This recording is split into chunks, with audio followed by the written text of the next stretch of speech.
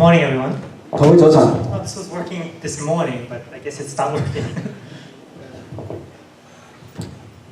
Thank you for coming and joining this service today. 多謝大家，我哋一齊敬拜神。And I'm blessed to be able to share this lesson with everyone. 好開心有機會同大家分享今日嘅講章。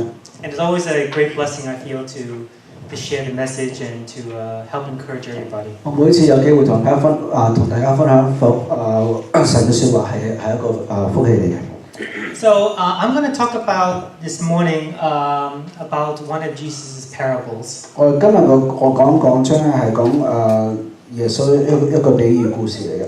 Now I really enjoy reading Jesus' parables now and then. 我好多時都好中意讀聖經，係讀耶穌都講嘅比喻。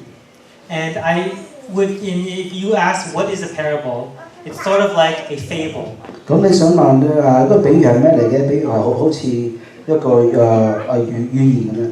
Now, if you've gone to grade school, your teachers have probably taught you something called Aesop's fables. 咁你喺邊度讀小學度？我都想像老師都有講過好幾個嘅以撒嘅經驗。These are children's stories that have a very specific meaning and a lesson to learn. 咁呢啲係兒童故事嚟，呢啲兒童故事咧每次都有一個教訓喺度嘅。Probably the most famous of his fables is the tortoise and the hare. 咁呢個可能最出名一個呢寓言咧就係個烏龜同埋野兔嘅故事。And the way that the story goes is that the hare, which is like a rabbit, and the tortoise, which is like a turtle, they decide to have a race. 咁個故事就係嗰個野兔，即係一個兔仔同埋一個烏龜想喺度跑步比賽。And in fact, the story goes that actually the hare was the one who challenged the tortoise on the race. 咁你如果讀嗰個故事咧，故事話係嗰個野兔，即係嗰個兔仔係挑戰呢隻烏龜去比賽嘅。And we know that hares or rabbits run very fast. 咁我哋都知道兔仔係跑得好快嘅。And tortoises run walk very slowly. 咁我哋想象下，嗰烏龜行路都行得好慢。So it's almost kind of cruel of the hare to challenge the tortoise in a race, don't you think? 咁你可以想象下，如果呢個兔仔係挑戰呢隻烏龜嚟比賽咧，係好殘忍嘅。Because it almost seemed like the hare was going to win no matter what. 因為你可以想象到，即係未比賽之前咧，咁嗰隻兔仔即係野兔咧，一定會贏嘅。And during this race, that's what the hare thought. 咁比賽嘅途中咧，咁呢隻兔仔就驕傲啦，佢話咁諗，我一定會我贏硬㗎啦。The story goes that in the middle of the race, the hare decided to go to sleep to rest. 佢話我一定會贏，我贏硬啦，咁我不如途中休息下，瞓一陣好冇 ？Take a little nap. 佢瞓咗一陣。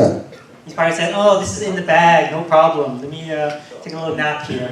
我點樣休息都冇所謂啦，我一定會贏嘅。我一陣醒咗就跑多幾步，我就贏㗎啦。But the tortoise did not stop. He continued his slow walk toward the finish line. 但係我哋知道呢烏龜冇呢烏龜咧就繼續咁為自己目標去慢慢行。And in the end, what ultimately happened is that toward the end of the race, the hare woke up and said, "Oh my goodness, it's already almost the end of the race." And by that time, the tortoise had crossed the finish line. 咁差唔多完咗時候咧，個兔仔突然間起身個，哇！我比賽差唔多完啦，但係佢起咗身嗰陣時咧，嗰隻烏龜已經贏咗呢個比賽啦。So you can imagine the important life lesson of this kind of fable. 咁呢一個故事呢個語言嘅教訓係乜嘢咧 ？That when we work toward a goal, we have to do it steadily, slowly, with consistency and with patience. 咁呢個教訓就係如果我哋有目標嘅，我要努力咁樣慢慢去達到呢個目標。That just being fast doesn't win the race. 就係如果淨係快，未必話一定會贏嘅。It's being slow and steady that wins the race. 我哋要慢慢堅持，慢慢去做。I bring up this fable because many of Jesus' parables are about this. They're stories with a very important meaning. 我提起呢個以賽嘅語言意思就係我哋耶穌嗰啲比喻個故事係差唔多一樣嘅。And they're not just about meaning worldly meanings; they're about spiritual meanings. 我哋嗰啲教訓唔係就關於世上嗰啲教訓，係關於聖靈嘅教訓。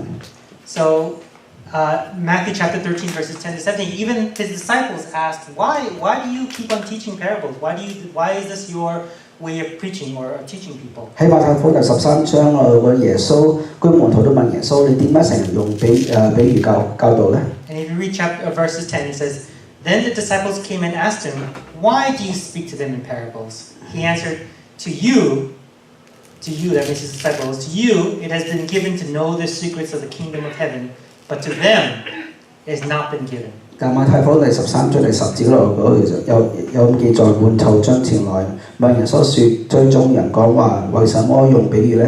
第11節耶穌回答話：因為天國的奧秘只叫你們知道，不叫他們知道。你們就係呢個你們咧係指門徒嘅。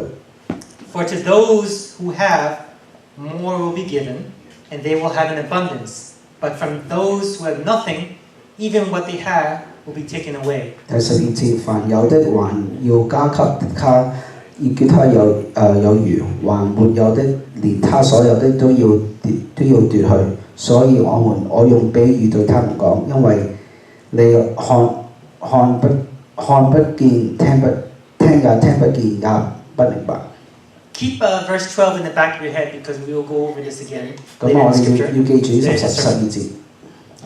It says, verse 13 says, "The reason I speak to them in parables is that seeing they do not perceive, and hearing they do not listen, nor do they understand." 第13節再重複，所以我用比喻對他們講，因他們看也看不見，聽也聽不見，也不明白。With them indeed is fulfilled the prophecy of Isaiah that says, "You will indeed listen, but never understand, and you will indeed look, but never perceive." 14節，在他們身上要定了以賽亞的預言，說你們聽要聽見，卻不明白；看是要看見，卻不曉得。For this people's hearts have grown dull, and their ears are hard of hearing, and they have shut their eyes, so that they may not look with their eyes and listen with the ears, and understand with their hearts in turn, and I would heal them. 第15節，因為這百姓又蒙了心，耳朵發沉，眼睛閉着，恐怕眼睛看見，耳朵聽見，心裏明白，回轉過來，我就醫治他們。So we see here that there are many people who, even though they're taught the lesson or hear the lesson, they don't understand it. 咁我呢度睇到好多人耶穌有教你，佢聽到見到，但佢唔明白。They can physically read the Bible, but the understanding is not there. 好似而家好多人可以自己親自讀聖經，但佢唔明白聖經裏面真理。I think this is a very important thing that Mr. Chan has been trying to teach us for the last few of his sermons. 咁陳禮興，我最近呢個講出都係講呢一點。If you remember, this was his the sermon from last week's sermon was, "Blessed are the poor in spirit, for theirs is the kingdom of God, kingdom of heaven." 我哋上個禮拜陳禮興講嗰個講章就講係馬太福音第5章嗰度話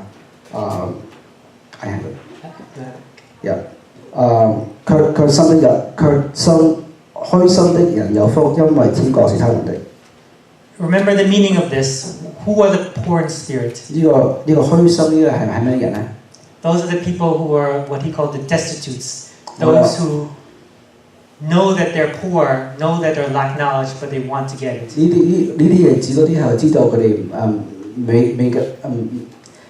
未夠正經真理嘅，佢哋想去學嘅。People who hunger for the truth. 佢哋係想去學真理嘅。Those who earnestly seek it. 咁佢不停咁樣去找尋。Those who are also not afraid to accept the truth. 係佢唔怕去接受真理。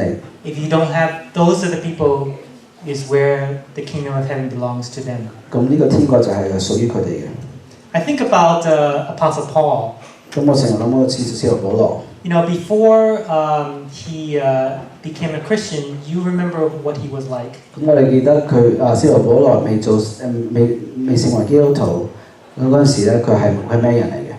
He persecuted Christians. 佢係責備基督徒。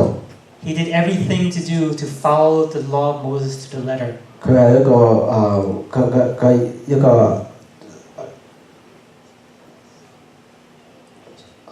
個跟住摩西法律嘅人嚟嘅。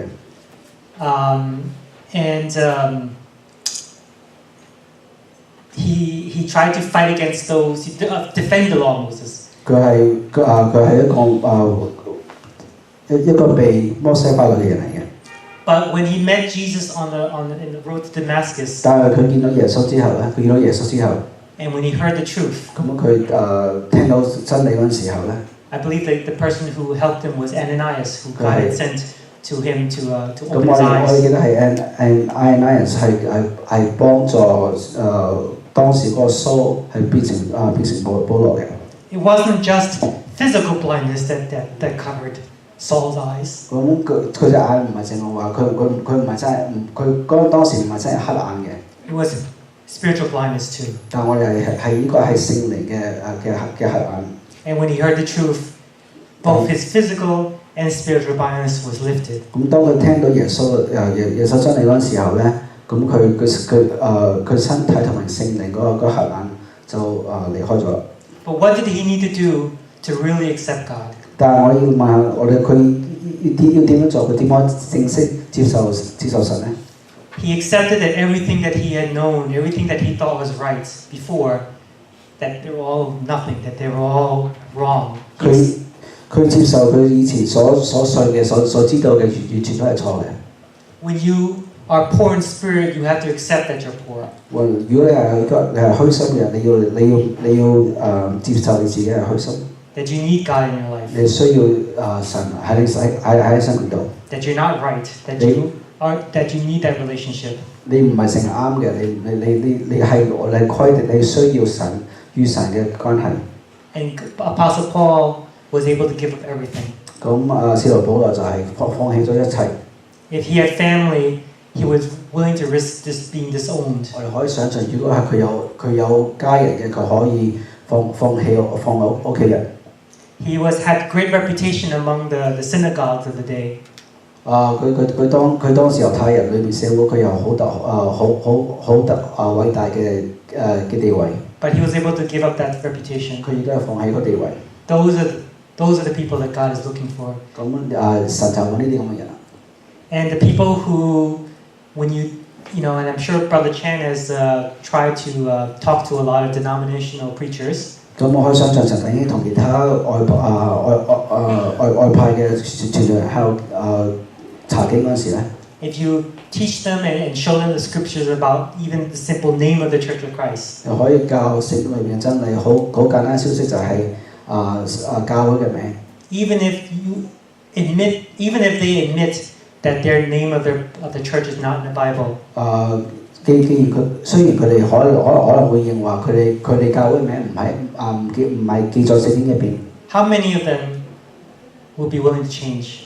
佢有幾個肯悔改咧 How many of them will value their reputation or their pride of being wrong? How many of them will admit that they're wrong? 有幾多個會承認佢哋係錯咧 Very few. 好少。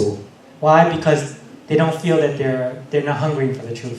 點解咧？因為佢哋對聖經嘅真理冇飢餓。That maybe their pride is more important. 或者佢嘅自尊或者佢哋地位係更加重要。Those are the people that God has blinded them. 咁神就係將呢啲人黑咗佢嘅眼。And if you continue reading in the Matthew chapter 13, but blessed are your eyes, for they see, and your ears, for they hear. Truly I tell you, many prophets and righteous people long to see what you see, but did not see it, and to hear what you hear, but did not hear it. 咁喺馬太福音13章第16節繼續話講但你們的眼睛是有福的，因為看見；你們的耳朵也是有福的，因為聽見了。I can't stress how blessed we are, truly. 咁我哋係好有福嘅。That we've been given sight. 但我哋隻眼可以見到。That we can understand the Bible 我 correctly. 哋可以聖經正確嚟明白聖經裏面真理。And even it says that the prophets back in the day are jealous of us. 咁以前嘅先知都係都妒忌我哋。And with this great blessing, there's a great amount of responsibility as well. 咁我哋既然係有呢個福氣，但係亦都有責任嘅。And it's leading to the parable that I want to preach today. 咁我就嚟到我哋下一個比喻啦。So it's Matthew chapter 25, verses 14 to 30. 就係馬太福音第25章。Okay, this is the parable of the talents. 就係講我哋才幹嗰個比喻。Okay, and it says, we'll start with for the kingdom of heaven is like a man traveling to a far country, who called his own servants and delivered his goods to them. And to one he gave 5 talents, to another 2, and to another 1, to each according to his own ability, and immediately he went on a journey. 咁我頭先聽日開始讀過喺馬太福音25章14節開始，佢就話天國好比一個人要往外國去，就叫了僕人來，把他的家業交給他們，按着各人的才幹給他們銀子，一個給了5000，一個給了2000，一個給了1000，就往外國去了。Now, what I found very striking is that why does one servant get 5 talents and another one only gets 1? 咁我就諗下，點解一個僕人有佢俾咗5000嘅銀兩佢哋，一個得1000呢？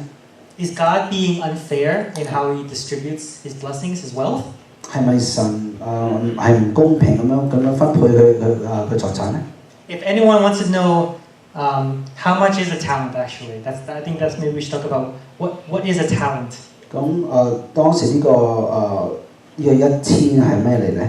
A talent, actually, if you look into it's actually a weight, not an actual sum of money, but a weight. 咁如果係你查經你去查咧，呢個講1000銀唔係話係值幾錢，係有幾重嘅個銀。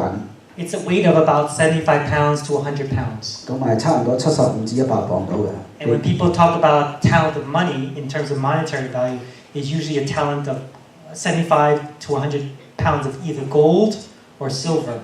咁如果呢啲人講話係1000嘅銀紙咧，即係都講到1000咧，意思就係差唔多大約75至100磅嘅金或者銀。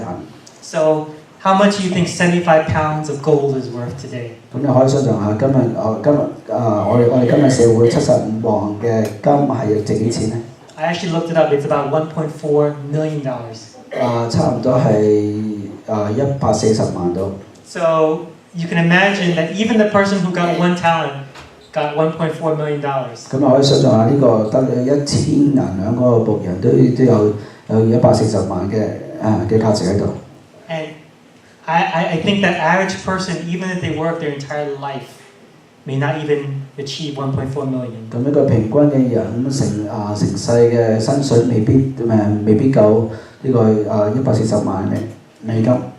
And that's actually even clearer in ancient times that this is a large sum of money that most people would never be able to achieve in their lifetime.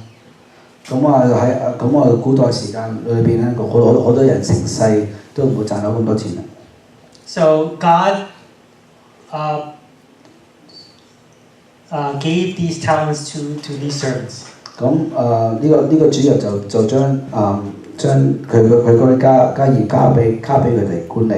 But it says right here, each according to his own ability. 就係會按照個人嘅才幹。So God is not just randomly or arbitrarily distributing his wealth. This one I like this servant, so I'm going to give him 5. Oh, I don't like this servant, I'll just give him 1. 咁神就唔係話亂咁嚟分配佢分配唔公平嘅，佢話我中呢個就俾多啲佢，唔中呢個就俾少啲佢。And I also want to tell you that he did not give his wealth to these servants. He entrusted his wealth to these servants. 咁佢唔係將佢財產係送咗俾你，佢係將佢嗰啲財富係託付佢哋嘅。That's a big difference. 咁啊，呢個係好大嘅分別。When you give, that means that you give it and you don't expect it in return. 你送嘢俾人咧，你就送嘢俾人，你唔會話你唔會話佢哋有咩回報嘅。Just like in a birthday gift, when someone gives you a birthday gift, you're not expected to give that birthday gift back. 即係好似我哋送人哋去生日會，我哋去生日會送生日禮物俾人哋，我哋唔會話會回禮嘅。Can you imagine that if Robin gave me a birthday gift, and then when his birthday comes, I give the gift back to him, and for his birthday, that would probably be really bad. 即係如果 Robin 生日我送禮物俾佢，送個禮物俾佢，但係我生日嗰陣時佢送翻同樣嘅禮物俾我，咁我會覺得有多少侮辱嘅。So that God did not give talents so that that servant can do whatever they want with it. 神即係呢個主人只係神，唔係話將佢嗰啲家財係送咗俾你，佢係委託佢哋嘅。He entrusted his wealth to them so that they can do something with it and get that, and he will receive it in return. 咁呢個意思就係神就將佢嗰啲家業委託俾佢哋，咁係要佢哋用呢啲錢係賺錢翻嚟。And what the master expected was something even more in return. 咁佢呢個主人就要佢哋翻嚟嗰陣時咧，就將嗰啲錢係賺到啲錢翻嚟。And I think that's also important to discuss about these talents' abilities. 咁我哋the servants' abilities. 我哋要傾下呢啲僕人嘅才幹啦。I don't think he's just talking about abilities. I think there's also responsibility as well. 我相信佢唔係淨係講佢哋所有每一個人嘅才幹，亦都係要考慮佢每一個人嘅責任心。So Daniel, I think you were a project manager before, is that correct? Or you still are? Yes. So Daniel understands very clearly. Imagine Daniel was given the assignment from the company to create a website for the company. 咁我哋呢度Daniel 弟兄，佢係個公司裏邊係一個項目經理嚟嘅。咁如果每一個項目經理嘅責任就係每一個項目佢就要成功完成一個項目。He will have a team of people working under him to complete this task. 咁佢有一隊人係跟佢一齊做嚟完成呢個項目嘅。There'll be a computer programmer, there'll be a graphic designer, there'll be someone who probably is a marketing expert that's going to help, find out what's the best model so that it can get to do the most. 咁假設呢個項目係為公司創建一個網站咁解啦，咁呢個項目呢個 team 裏邊咧有好多人做唔同嘢嘅。And of course, Daniel's going to assign the task based on what people can do, right? 咁我可以想象Daniel弟兄就會為即係每一個人佢哋嘅責任同埋才能去分配工作。The computer program is going to write the code for the website. The graphic designer is going to design the pictures and the layout of the website. 咁嗰個設計電腦設計師就會寫電腦設計，咁其他人會做其他佢嘅工作。But there's also going to be something another very important consideration that Daniel is going to make. 咁但係 Daniel 弟兄可能會考慮令每一個成員嘅唔單止佢係責任嘅水平。How reliable is this team member? 咁會問呢個人會靠唔靠得過咧？ He's going to assign tasks based on how reliable each team member is as well, right? 咁佢分配工作嗰時會可以佢諗下，第一佢哋嘅水平喺邊度，同埋佢哋責任感喺邊度。The most important tasks, the ones that are extremely important to designing this website, he's going to give that to the most reliable person. 咁我哋最緊要嗰份工咧，就會俾一個可靠唔怕辛苦嘅人做。The person who works the hardest, the person who gets all his deadlines done. He's never late. He works on the weekends. That's the person who's going to have the most important tasks. 咁如果嗰隊人有一個人佢成日係唔會遲到嘅，會好努力做工，做得好同埋成日做就完成佢工作嘅，就會揀嗰個人做最重要嗰部分。Because those are the people you're confident that's going to get the job done correctly and on time. 因為嗰個人你就會想你會靠佢可以如果俾一份工作佢做，佢一定會做好。But the person who's lazy, who always makes excuses, who takes long lunches or calls out sick all the time, you're not going to give them that important task. 但如果有一個懶人，或者成日喺度話我唔舒服、唔返工、唔靠嗰個咧，你就唔會將嗰部分嘅任務俾佢做。You're going to give them the least important work. 你就會俾最唔重要嘅任務去做。So I think that this is also one of the way that this master of this house is distributing his wealth. 咁我哋去想象呢個主人就係同一樣嘅方式去分配佢嘅財產。The master of the house knows his servants and knows who has not only the greatest ability but the greatest responsibility. 一個主人就知道邊個僕人有最大能力同埋最大嘅責任。And he's going to entrust, not give, entrust this person, this servant with the most. 咁咧佢就會將呢個人佢去託付最大部分嘅財產就俾呢個人。And those who are least capable, he's going to entrust with the smallest amount of wealth. 咁最弱嗰個人咧，佢就會個財富最少嘅。And what happens? 咁結果好明顯啦。So let's continue on in verse 16. It says, Then he who had received the 5 talents went and traded with them and made another 5 talents. And likewise he who had received 2 gained 2 more also. But he who had received 1 went and dug in the ground and hid his Lord's money. After a long time, the Lord of those servants came and settled accounts with them. 咁我哋翻第16章嗰度睇下發生咩事啦。那領了5000的隨着拿去做買賣，別外賺了5000；那領2000的也照像別賺了2000。但那領1000的去掘開地，把主人的銀子埋葬了。過了許久，那些僕人的主人來了，和他們算賬。So, is there any surprise to these results? 咁大家對呢啲咁嘅結果係冇乜驚喜係咪？ The one who was seen to be the most capable and had the greatest responsibility, earned the most. 咁主人覺得佢最有才能、最有能力嗰個就賺最多錢啦。And the one who failed, it's no surprise that he failed. 咁我哋失敗嗰個大家都唔驚喜係邊個失敗？ Just like if Daniel, this one person is unreliable and he misses his deadline or doesn't get the work done, he's not surprised. 好似如果係真係做管理咁樣，結果有個人成日都唔負責任嘅，如果佢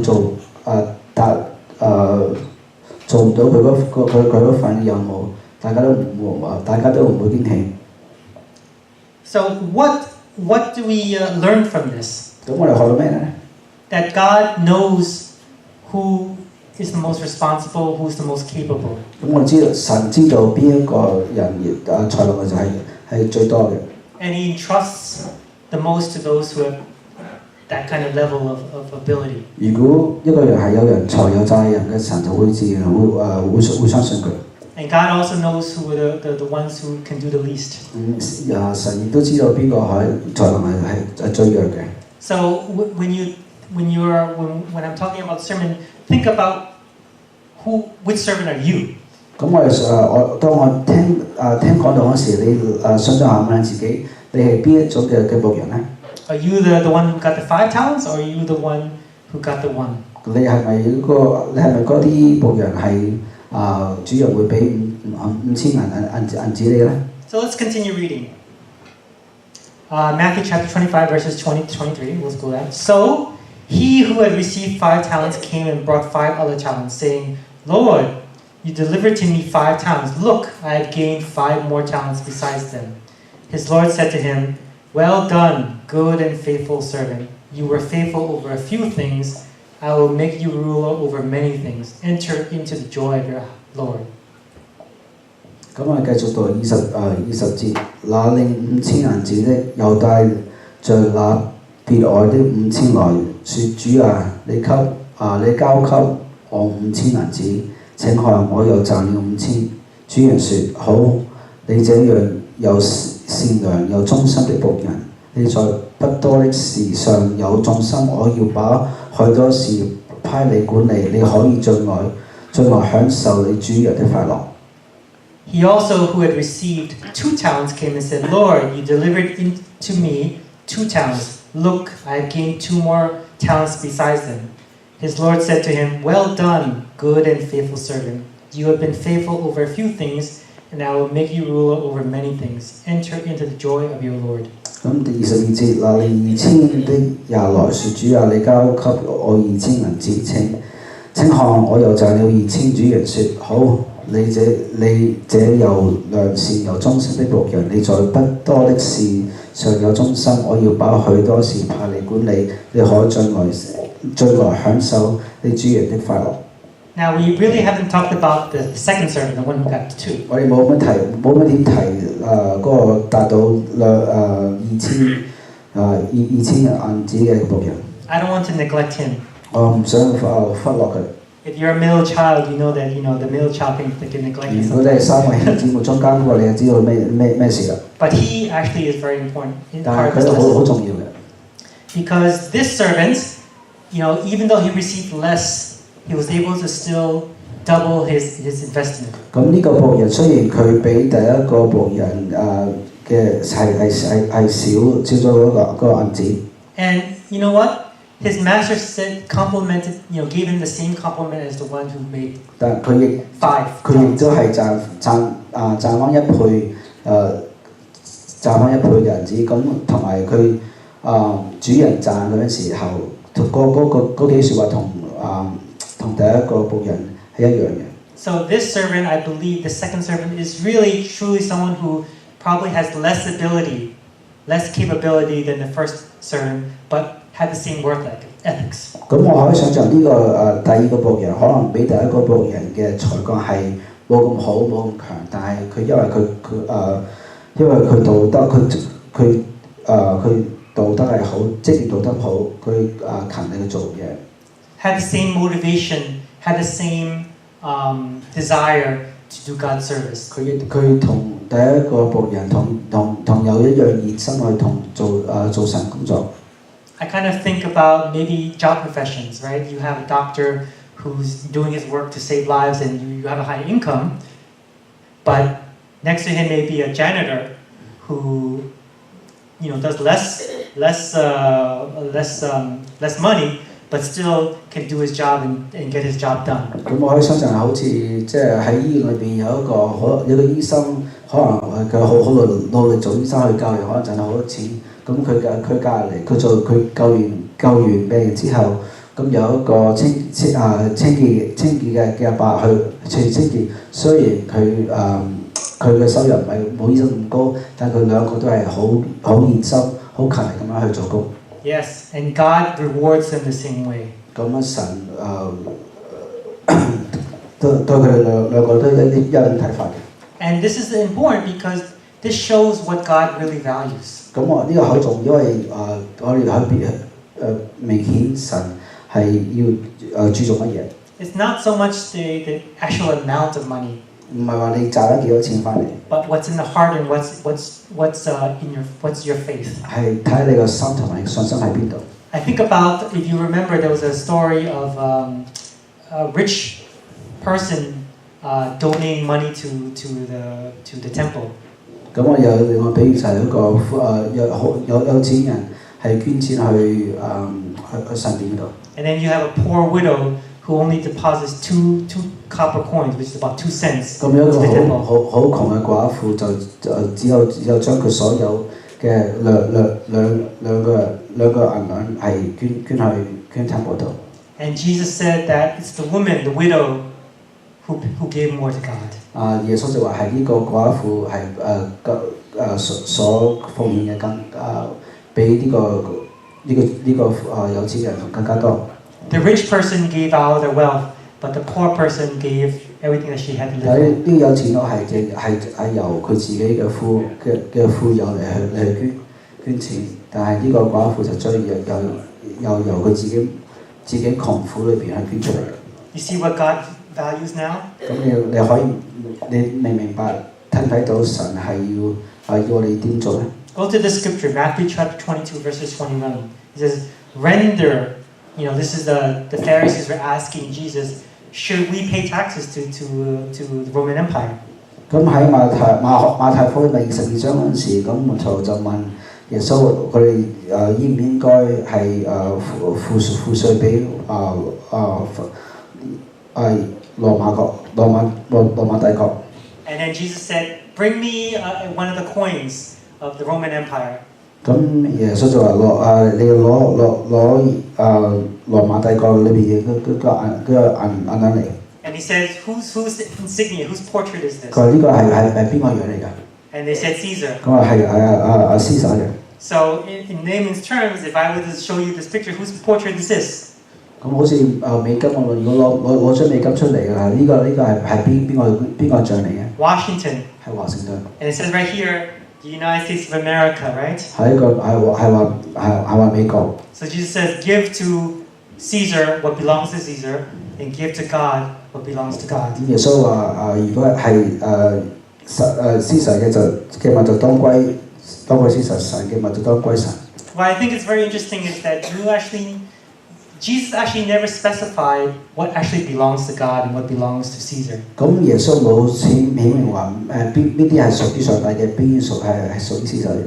He left that to us to 咁 decide. 話佢係俾我哋自己決定。Think about how much you pay in taxes. 咁你諗下你付稅嗰陣時付幾多？ Me being a high income earner, I pay about 35 to 40% in taxes. 咁做醫生嘅咁我付稅差唔多4成稅。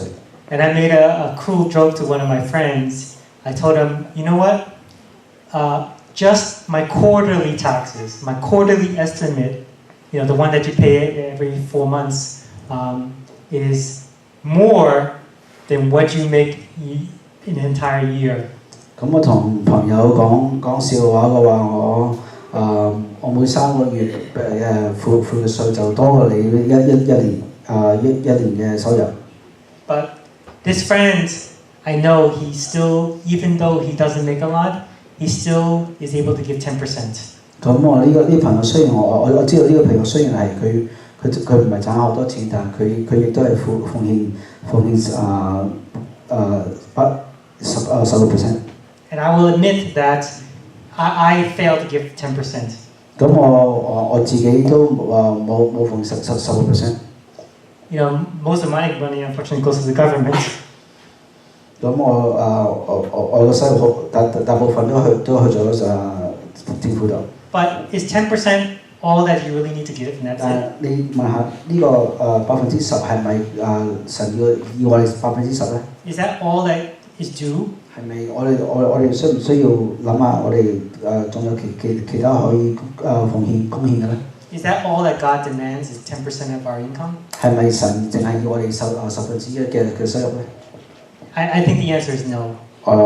我覺得個答案係唔係。That just like these servants, He entrusted us with so many blessings, with spiritual wealth.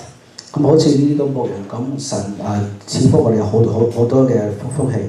And serving Him not just in money, but also in our dedication in serving and spreading the message. That is also our dues to God. 我哋唔單止淨係要奉獻我哋1/10嘅收入，我哋其他嘅才能才幹都要奉獻。So let's talk about now the final servant. 咁我哋睇下最後一點啦。So verse 24. Then he who received the 1 talent came and said, Lord, I know you to be a hard man, reaping where you have not sown, and gathering where you have not scattered seed. And I was afraid, and went and hid your talent in the ground. Look, there you have what is yours. 咁我哋睇翻最後嗰個僕人啊，24節。那另1,000的也來說，主啊，我知道你是忍心的人沒有種的地方要收割，沒有散的地方要聚斂，我就害怕去把你銀子埋葬在地裏。請看你的原銀子在這裏。It says, but his Lord answered and said to him, You wicked, I stress this, you wicked and lazy servant. You knew that I reap where I have not sown and gather where I have not scattered seed. So you ought to have deposited my money with the bankers, and at my coming I would receive back my own with interest. 咁26節嗰度主人回答說：你這又惡又懶嘅僕人，佢話佢又惡又懶。你既然知道我沒有種子地方要收割，沒有散地方要聚斂，就當把我的銀子放在兌換銀錢的人。到我來回的時候，你可以連本帶利收回。So take the talent from him and give it to him who has 10 talents. For to everyone who has, more will be given, and he will have abundance. But from him who does not have, even what he has will be taken away. And cast the unprofitable servant into the outer darkness. There will be weeping and gnashing of teeth.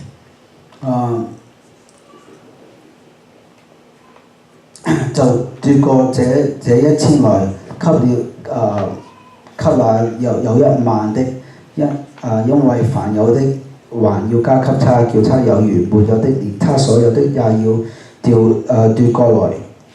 把這無用的僕人掉在外面黑暗裏，在那必要哀曲切的。You see the underline here. What did the Lord describe this servant? 咁我哋呢個主人係點樣形容呢個僕人呢？ He called him wicked and lazy. 佢話佢要邪惡同埋懶惰。Now let's talk about the lazy part. 咁你講下懶惰呢點啊 What does it mean to be lazy? 咁我哋懶惰係有咩意思呢？ Who has ever been told that they were lazy? 有冇人話過你係懶呢？ Raise your hand. I would say everyone's hand should be raised. I don't think there's anyone who's never been told that they were ever lazy. 我相信每個人都有老師有爸爸媽媽或者你屋企人話你係懶嘅。Either your parents or your spouse may have told you that. 或者你爸爸媽媽或者你老婆老公話你係懶嘅。Moses, why are you not mowing the lawn? 摩西點解唔去剪草啊 David, why aren't you studying for that test? David 你做咩唔去看書啊 Vincent, why aren't you helping feeding the baby? Changing the diaper. 你做咩幫手換片去餵女咧 So yes, all of us have been told that we were lazy at some point. 咁我相信每個人都會話有一個懶嘅時刻嘅。So all of us understand what it is to be lazy. 咁我哋明白呢個懶惰嘅意思係乜嘢 But do we truly understand what that means? 但我哋明白呢個正式意思係咩咧 You know, I had a full-time job a few months ago. 咁我幾個月前有一個全職嘅工作。I worked 12 to 14-hour days. 咁每日翻工翻成24個鐘頭。From 8 o'clock in the morning, sometimes not leaving until 10 o'clock at night. 咁朝頭早8點鐘翻工，差唔多成夜晚成10點後先放工。And even when I got home, I was still on the computer to finish the work of the day. 咁我翻屋企之後就要有開電腦繼續做埋手尾。I worked every other weekend. 咁每隔一個週末都要翻工。I worked almost every holiday. 差唔多每一個假期都要翻工。Even one time I worked 4 weeks straight, not one day off. 咁甚至有4個禮拜冇一日休息添。I don't think anyone can accuse me of being lazy that time. 咁當時你冇人可以話我係懶惰嘅，係咪 But I will say to you now, toward God, I was very lazy. 但係我可以同你講，對神喺嗰段時間對神我就好懶惰。When I got home from work, all I wanted to do was just lay down on the couch, watch TV, and just, get my mind away from everything. 咁我放工嗰時，我淨係想翻屋企喺梳化度睇電視。I spent very little time reading the scriptures, studying the word. 我花好少時間去讀聖經嗰時。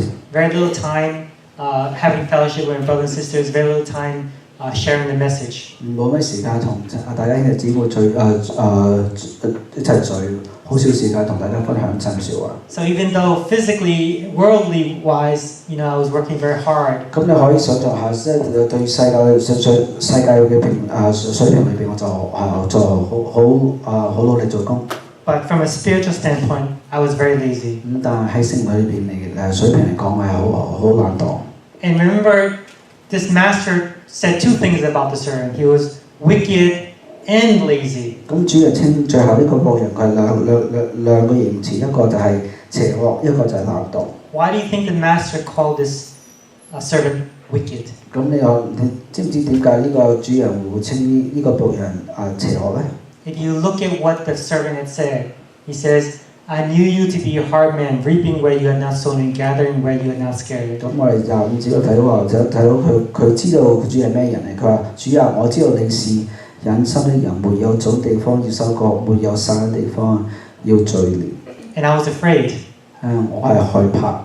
And I went and hid your talent for you. 咁我就去買咗你啲錢啦，買咗啲錢。Why was he wicked? 咁點解佢係邪惡咧？ Because he wanted to make an excuse 因為 for his laziness. 佢要揾藉口。He made excuses for his laziness. 佢 That's 成 why 日 he was wicked. 因為佢懶，佢就成日揾藉口。I could say to myself, I'm too tired. 我可以自己話啊，我好攰啊。I worked all day. 我成日翻工好攰，翻屋 I 企。 need to make money so I can support myself. 我要賺錢去堅持自己生活。I have children, young children I need to take 或 care 者 of. 我有屋企人有細蚊仔要照顧， I have parents I need to take care 或 of. 者我有爸爸媽媽要照顧。 I have too many responsibilities that I cannot do, God's work. 我而家有太多責任做，我冇時間做成工作。 And those are the excuses that we can put on ourselves. 咁呢啲全部都係我哋自己可以揾到嘅藉口。But it's clear that God will not accept excuses. 但係呢個故事裏邊，呢個比喻見到呢個神唔會接受呢啲咁藉口嘅。 And He'll consider us wicked for that. 咁如果我哋揾啲藉口咧，就神會稱我哋係邪惡。 Now I really admire Brother Chan. 我好佩服陳李。 He's such a role model to me and I'm sure to many people here. 咁佢都對我同埋好多人呢度好多人都有好榜樣。 When he first came here to New York City, this is about 35-40 years ago, to establish his congregation, he had almost nothing. 咁佢40年前嚟初步嚟紐約嘅時候，咁到佢當時錢又唔多。He didn't have very much money. 佢冇錢嗰陣時。 He didn't have a house. 佢又冇屋住。 He had 3 young 佢有 children. 3個細蚊仔。 And Grace was about 1 year old then. 咁家當時係1歲到。 Yes. And his English probably wasn't very good back 咁 then. 佢當時英文亦都唔係幾好，我可以想象下。 But he didn't let any of that stop him from doing God's work. 但佢冇用呢啲嚟做藉口，停止佢做神工作。 When God called him to do his work, 當神叫佢嚟紐約做嗰個時候咧， he said, I'm ready. 佢話我嚟。 I'm not letting anything stop me. 我唔會俾其他任何一樣嘢嚟阻止我。He didn't have any excuses to 佢冇用藉口。 And what he did was he had faith. 但係佢有信心。 And look where he is today. 咁你可以睇佢喺邊度。 God blessed him with, he didn't have the money to buy a house, he said. 咁你陳鼎自己講咗啦，佢當時冇錢買屋。 And in fact, he was saying in a story that when he was looking around and he found the house that he wanted, he told the owner, I don't have the money to buy this house. 咁佢揾屋嗰陣時，買屋嗰時，佢揾間屋佢自己中意，但係同當時嗰個屋主話：我冇錢買呢間屋啊。 And what did the owner do? 咁嗰個屋主點做咧？ Something that I never heard any owner would do. 我係冇聽過一個屋主會咁買屋嘅人會咁做嘅。So I'll help you buy the house. 我幫你買呢間屋。 I'll help you get through the mortgage 我幫你 process. 去提款。 I'll even take some money and I think deposit into your bank so that it will show that you have some money to fulfill the mortgage criteria. 我甚至借啲錢俾你所有你有單拼喺度。 What owner in the right mind would do something like that? 咁我諗想像下邊一個人買屋會咁做咧？ He could have easily, just taken the money and disappeared. 佢可以將攞啲錢就去，佢當時一個人想買屋但冇錢，咁我俾咗錢佢，咁佢可以攞啲錢就走啦。He had no church building. 咁佢當時佢亦都冇自己教會地方。And I think Moses probably knows you were renting almost like apartment a few blocks down. 咁我哋當時喺 Casino Boulevard 租間房嚟建立教會。But the brothers and sisters at Chatham, also wanted to follow God's calling and helped purchase this building. 咁喺Chatham New Jersey 嗰個教會嗰兄弟姊妹就話佢哋嚟幫發起呢個教會。And what about his children? 咁諗下佢細蚊仔咧 His young children who also had to endure this hardship as well. 咁我哋個3個小朋友嗰陣時長大都好窮嘅。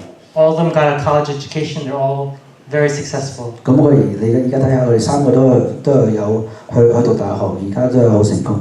So God has blessed him. 咁神又賜福佢。Despite having very little, and he was able to fulfill God's mission, and God blessed him incredibly. 咁雖然佢當時錢唔多，但佢亦都冇藉口話唔做神工作。咁40年之後，神就賜福咗佢。This one servant received, imagine, $1.4 million. 咁呢個最後一個僕人，咁喺我哋現今嚟講係140萬美金。And with that, he wasted that opportunity. 佢嘥咗呢個機會。Brother Chan probably had less than 10,000.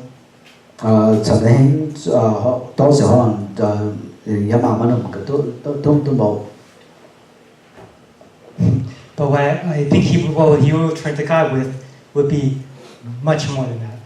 但係佢當時去算賬嗰時，我諗佢個報告做得好多添。Because all of us here are here because of him. 我哋每一個企喺度都係佢嘅工作嚟。And that's uncountable. You can't even put a value on that, a monetary value on that. 咁我哋唔可以嗰條數係計唔到嘅。So I think this is the lesson that we have to learn from this, is that we cannot make excuses for ourselves. 呢個教訓就係我哋唔可以揾藉口。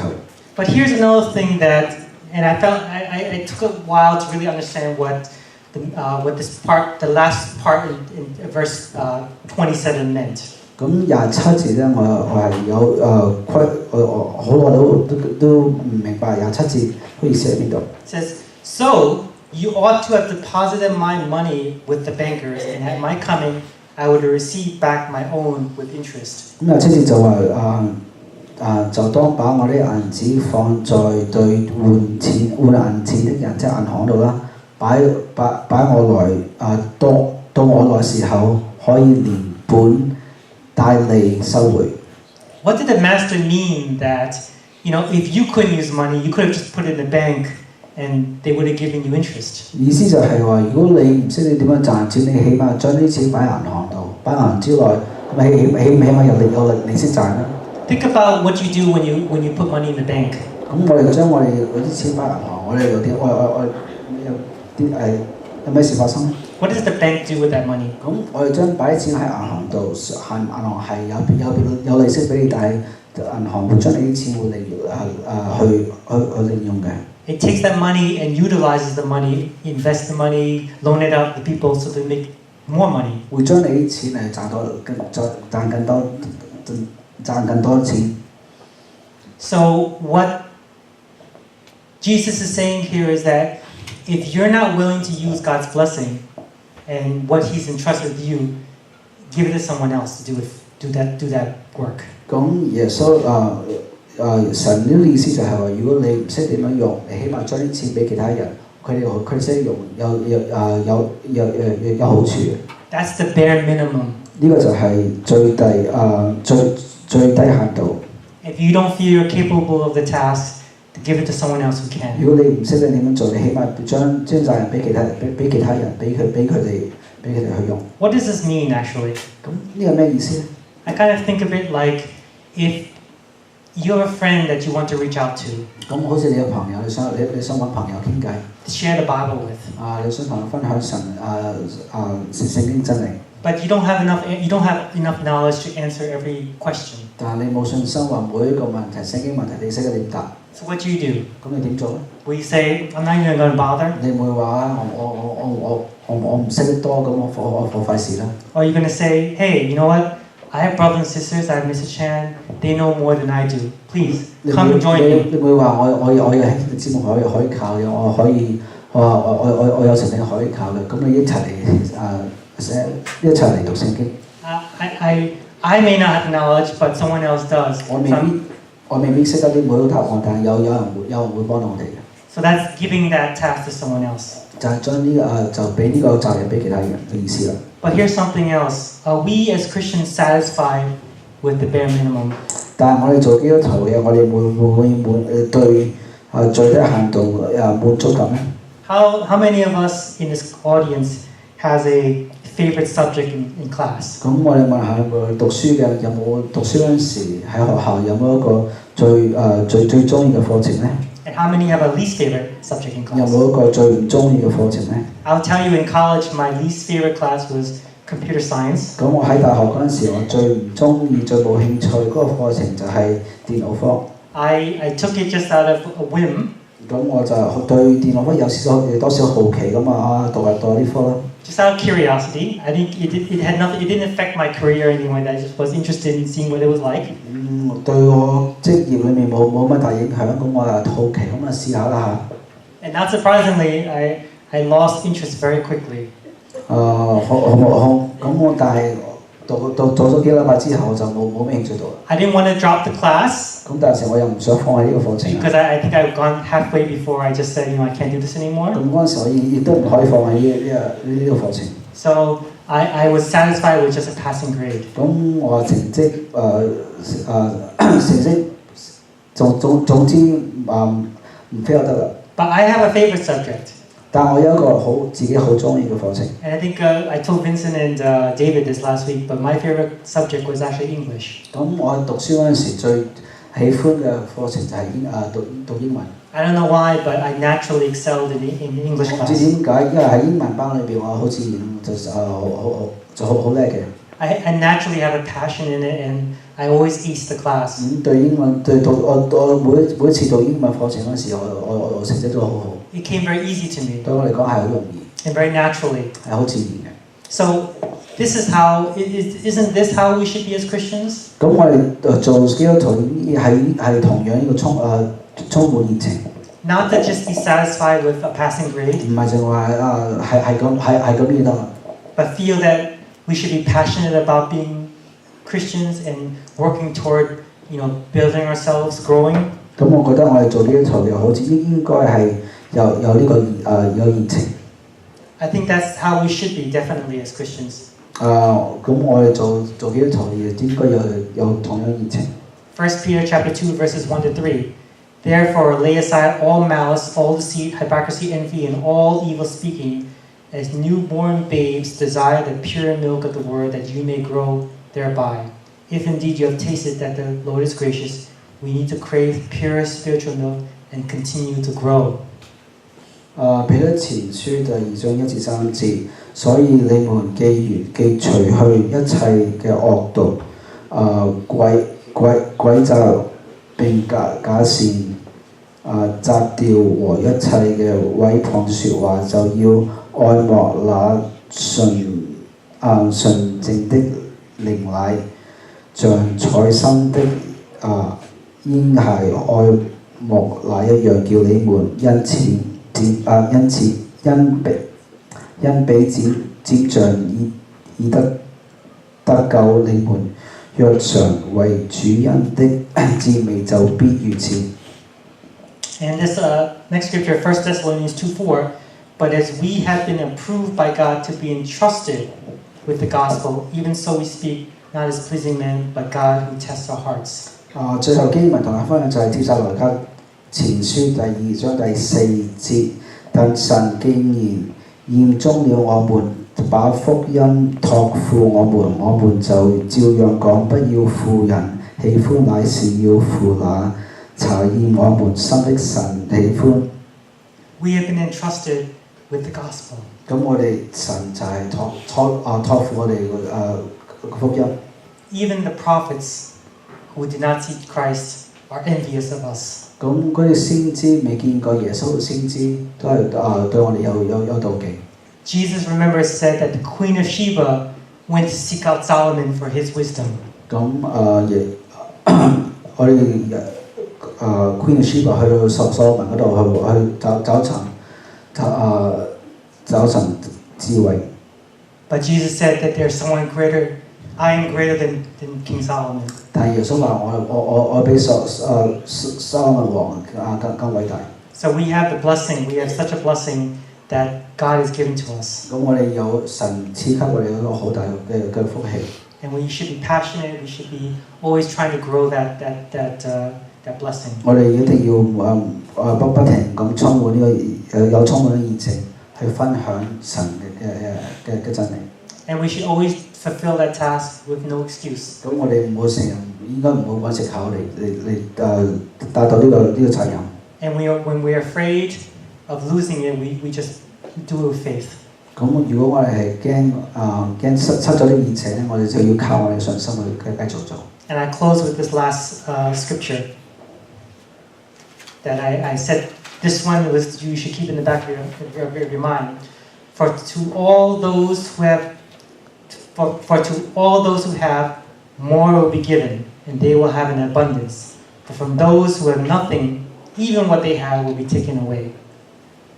It's Matthew 13:12. Right? Matthew 25:20. 25. The first scripture. Matthew 25. The scripture reading.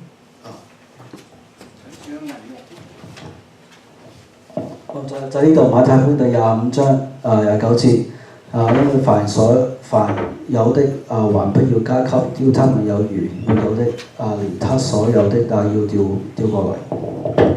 If you are passionate and faithful in working towards God's tasks in what He has entrusted with us, what He's saying is that God will give you more. 咁即係話，如果對神工作係熱心咧，神會更加賜給你嘅。If we have the desire to serve God and to grow, He's going to bless us even more and more. 如果我哋有熱心同去為神做工作咧，佢會會越嚟越賜給我哋嘅。But if we're lazy, 如果你係懶嘅咧， if we waste God's blessing, 你係嘥咗神嘅福氣咧， and we refuse to grow, 我哋拒絕成長咧， then God will take away that blessing. 咁神就會攞翻佢福氣。Thank you very much. 多謝大家。